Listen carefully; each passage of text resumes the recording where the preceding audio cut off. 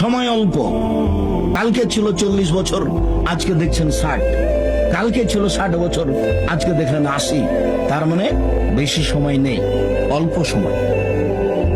আদম সন্তানকে, অন্তত মুহাম্মদ সাল্লাল্লাহু আলাইহি ওয়াসাল্লামের উম্মতকে বেশি সময় দেওয়া হয়নি।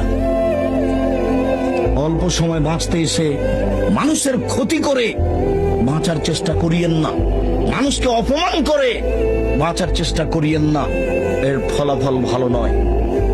রাসূল সাল্লাল্লাহু আলাইহি ওয়াসাল্লাম বলছেন, কেউ যদি কারো মান সম্মানের হানি করে তাহলে সেই দিন আসার আগেই যেন হাত ধরে সমাধা করে নেই, যেদিন কোনো টাকা পয়সা থাকবে না। যেহেতু বিচারের মাঠে হাত ধরে ক্ষমাও হবে না, যেহেতু বিচারের মাঠে টাকা পয়সা দিয়ে বাঁচাও যাবে না, সেই দিন তখন নেকি দিয়ে বাঁচতে হবে। আমি একটা লোককে অপমান করেছিলাম, আমি এখন বাঁচবো কি দিয়ে? আমার নেকি দিয়ে।